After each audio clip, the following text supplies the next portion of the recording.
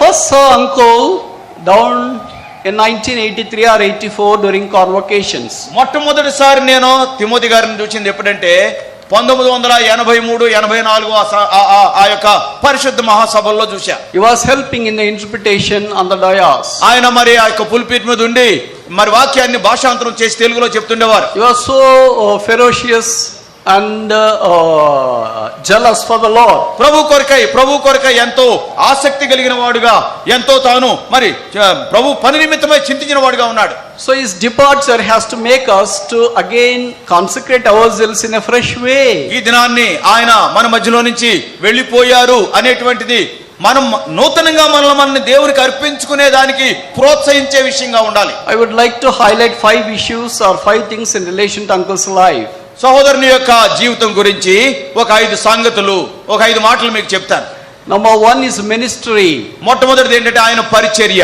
His ministry was so consistent and he never ceased to minister unto the Lord faithfully and sincerely. ఆయన పరిచర్య ఎంతో స్థిరమైన రీతిలో కొనసాగింది.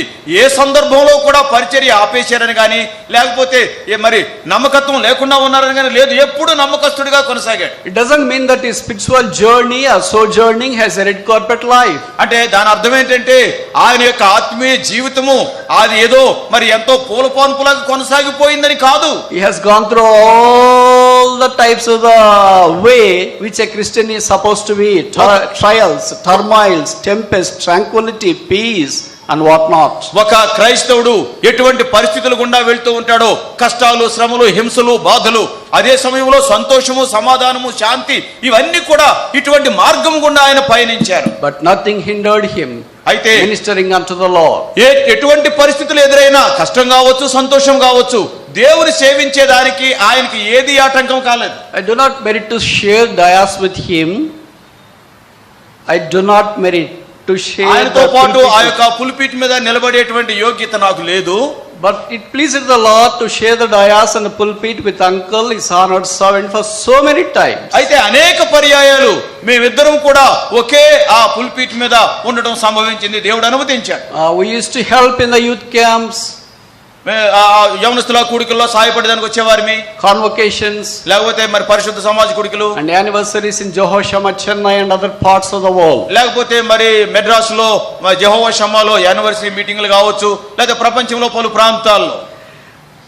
Even my age is not the experience of uncle, but uncle used to help me and encourage me so much so that I can take the lion's share of the ministry when we share the pulpit.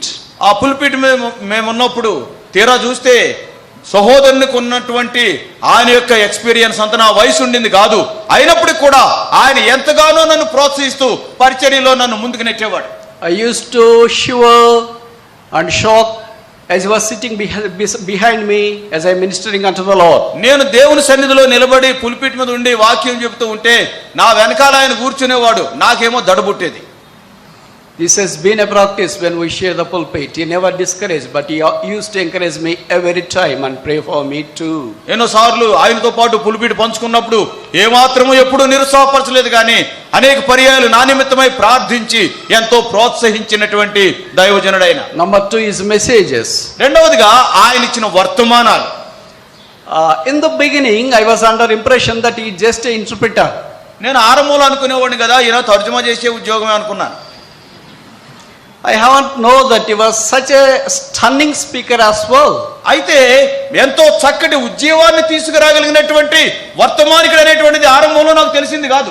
But as the days passed by, when I started to listen to him in several parts of this Telugu speaking land, I could realize that God has specially anointed him to deliver his messages, to touch the hearts of the people. అయితే దినాలు గడిచే కొద్దీ కూడా ఈ తెలుగు రాష్ట్రాల్లో మరి ఆయా ప్రాంతాల్లో ఆయన దేవుని యొక్క వాక్యం అందిస్తూ ఉంటే అప్పుడు నేను గ్రహించాను, దేవుడు ఒక ప్రత్యేకమైన రీతిలో ఉద్యోగం తీసుకొచ్చేదానికి దేవుడు అభిషేకించిన దైవదాసుడు ఈయన, వర్తమానం కలిగిన దైవదాసుడు అనేది గ్రహించాను. He has a tremendous potential and a gift that he can touch not only the head but especially the heart. చూడండి, ఆయన ఇచ్చేటువంటి వర్తమానం ద్వారా ఆయనకి దేవుడు ఎంతటి తలాంతి ఇచ్చాడంటే ఏదో మన యొక్క మనసులో అది దూరి జ్ఞానాన్ని మరి పెంచుకునే దానికే కాదు, కానీ దాన్ని అన్వయించుకునేలాగా హృదయములో ప్రవేశించే వర్తమానాలు ఇచ్చేవాడు ఆయన. It is not that easy to ask uncle to stay for such long 9 months, especially in Hebron, but this pandemic has confined him to be here and to sow the assembly and across the world the saints that are scattered continually every Sunday used to say the pulpit. చూడండి మరి ఎడతెగక 9 మాసాలు ఆయన ఇక్కడ ఆయన ఉంచడం అనేటువంటిది ఇది అసాధ్యమైన సంగతి. కానీ ఈ కోవిడ్-19 వచ్చిన కారణాన్ని బట్టి ఆయన 9 మాసాలుగా హెబ్రోన్లోనే ఉంటున్నాడు. నిజంగా ఒకే చోట ఆయన ఉంచలేము. ప్రపంచం అంతా కూడా ఇంచుమించు ప్రతి వారం కూడా ఆయన ఇచ్చిన వర్తమానాలు వింటూ వచ్చారు. I was really shocked as to why the Lord has kept uncle all these 9 months here, but now I really understand that is his lost leg of ministry, and this church and part of the saints scattered across the world is lost messages. నాకు ఆశ్చర్యం అనిపించింది. ఏంటి Timothy అన్న మరి ఆయన continuous గా 9 మాసాలు ఒకే చోట ఉండటం ఏంటి అని చెప్పేసి నేను ఆశ్చర్యపోయేవాడిని. కానీ ఇప్పుడు అర్థమవుతుంది ఆయన యొక్క జీవితంలో ఆఖరి దశలో చేయబడేటువంటి పరిచర్య ఇక్కడ ఉండేటువంటి విశ్వాసులకి ప్రపంచమంతా వినేలాగున దేవుడు ఈ రీతిగా ఇక్కడ ఉంచాడనేది ఇప్పుడు అర్థమవుతుంది. I strongly believe over the 6 decades never he has ministered in this particular assembly for 9 long months, sharing the dayas time and again. నేను అనుకుంటాను కదా, మరి నేను ఎప్పుడు కూడా చూడలేదు కూడాను. తన యొక్క 60 సంవత్సరాల పైన ఆ పరిచర్య దినాల్లో చూస్తే హెబ్రోనులో ఉండి మరి ఎక్కడికి పోకుండా 9 నెలలు కంటిన్యూగా చేసింది ఇప్పుడే, ఇంతకు ముందు ఎప్పుడు చేయలేదు ఆయన. Glory to God for this ministry which the Lord has accomplished through his son or servant, which we consider it as a lost leg of his ministry. అయితే మరి ఆయన చేసినటువంటి ఆ మహిమయుక్త పరిచర్యను బట్టి దేవునికి ఎంతో వందనస్తులమే. అయితే దేవుడు దాన్ని తన యొక్క జీవితంలో చరమాంకంలో చేసేటువంటి పరిచర్యగా స్థిరపరిచి ఆయన ఇక్కడ వాడుకున్నాడు. Number 3 is model life. మూడవ చూస్తే ఆయన యొక్క నైతిక జీవితం. Madhuri. He was not only a preacher, but he used to live as a role model for the people to think of, to follow, to pursue. ఆయన మరేదో వాక్యం అందించి ఆ రీతిగా ఉండడం కాదు, కానీ అనేక మందికి ఆయన ఆదర్శప్రాయుడిగా, ఆయన అడుగుజాడలలో అనుసరించేదానికి ఆదర్శప్రాయుడిగా ఆయన జీవించారు. Very rarely we come across preachers with their role modelship. చూడండి, అనేక మంది బోధకులను మనం చూస్తూ ఉంటాం, కానీ అంత ఆదర్శప్రాయులుగా వారు ఉండరు. We preach one thing and we do other thing, but uncle has coincided both the things. అనేక పర్యాయాలు మనం బోధించేది ఒకటి, మనం జీవించే విధానం వేరేగా ఉంటుంది, చేసేది వేరేది ఉంటుంది. కానీ సహోదరుడు ఆయన ఏదైతే చెప్తూ వచ్చారో ఆ ప్రకారమే జీవిస్తూ వచ్చారు. He used to talk and walk and share his thoughts with anybody equally. There is no difference and partiality. ఎటువంటి పక్షపాతం కానీ ఎటువంటి వ్యత్యాసాలు చూపించకుండా ఎవరితో అయినా కావచ్చు అందరితో కూడా సరి సమానంగా ఆయన మరి వాటిని పంచుకుంటుండేవారు. I do believe that he has liked me so much so that he used to pat me whenever I come across and wish him. నేను ఎప్పుడు వచ్చినా ఆయన వచ్చి అన్నా వందనాలు అని చెప్పేసి అంటే వెంటనే నా భుజం తట్టుతూ ఉండేవాడు ఆయన. And his humility all the time humbles me as well. చూడండి, ఆయన యొక్క దీనత్వాన్ని చూచి అనేక పర్యాయాలు అది నాకు సవాలుగా ఉంటుంది. So we need to consider this model life as well. కాబట్టి ఆయన యొక్క ఆదర్శవంతమైన జీవితాన్ని కూడా మనం గమనించాలి. This is as to why we are kept alive today.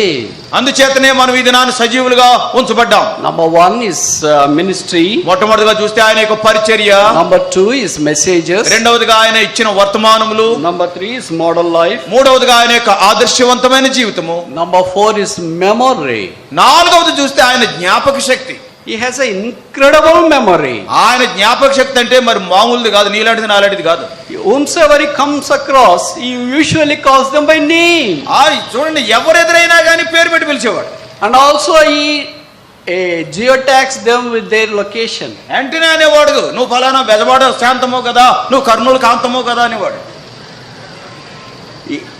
ఆ ఊరి పేరు కూడా చెప్పేవాడు. అది at this age it is not that easy to grasp and memorize or retain the memory all this time. ఎందుచేతనంటే ఆ వయసులో అంత జ్ఞాపక శక్తి కలిగి ఉండటం అనేటువంటిది చాలా కష్టం. At this age even I do not have half of his memory. నా వయసు, నేను ఇంకా కుర్రవాడినే, అయినా కానీ ఆయనకు ఉండేటువంటి జ్ఞాపక శక్తిలో సగం కూడా లేదు నాకు.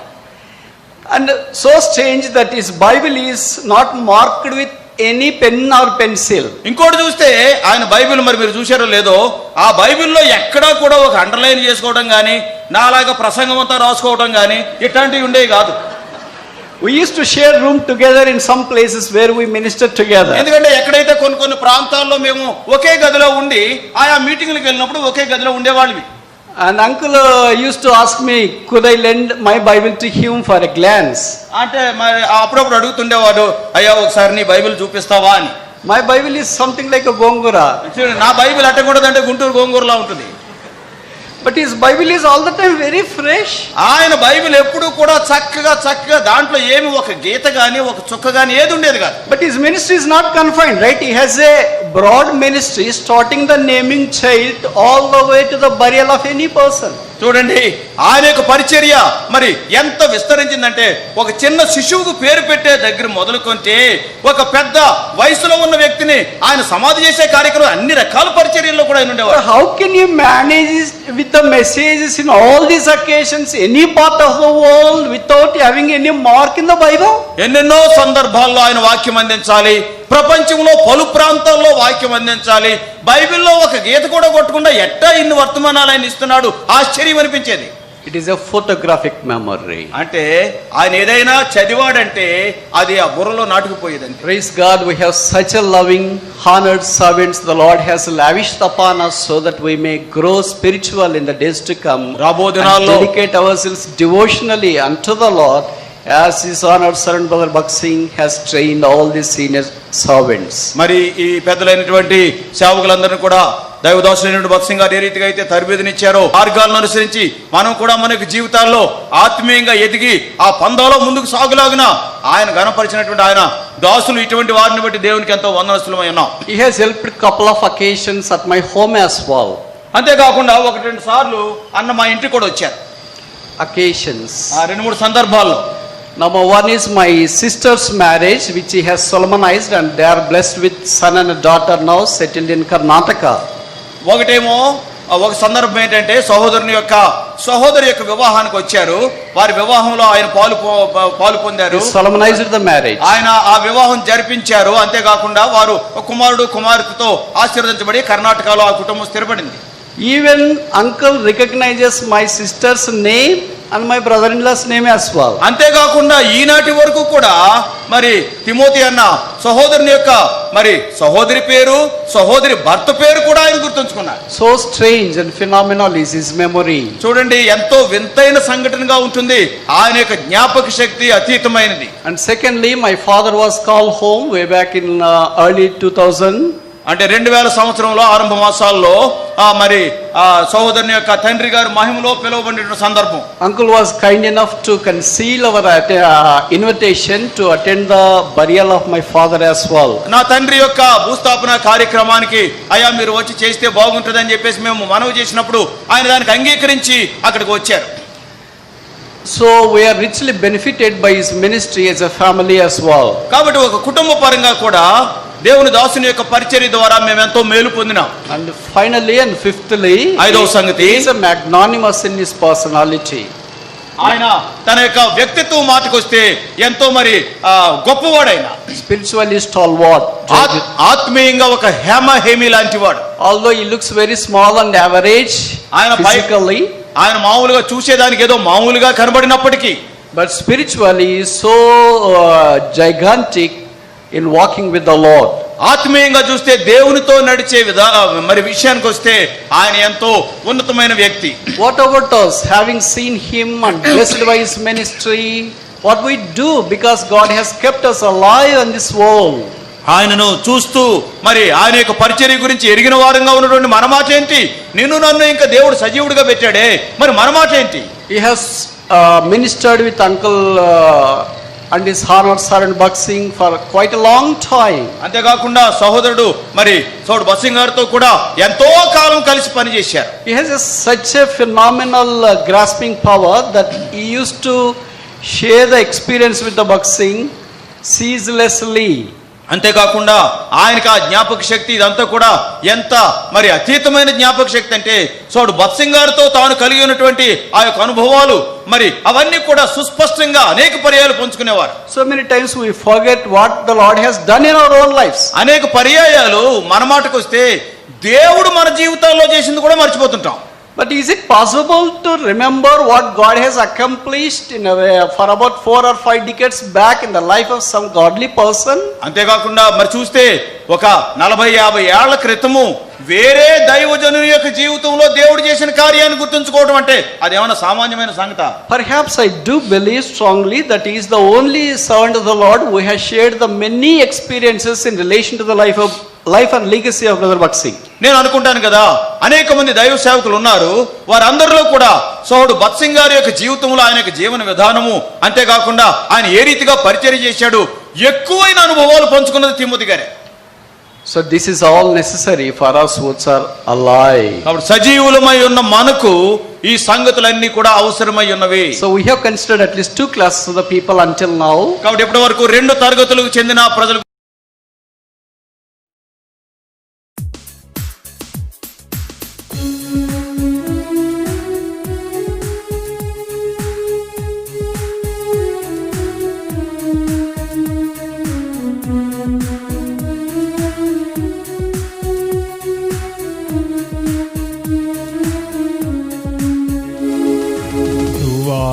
చాకని ఊరు ఉండకూడదు, సంగములేని గ్రామం ఉండకూడదెక్కడను, సువార్త చాటని ఊరు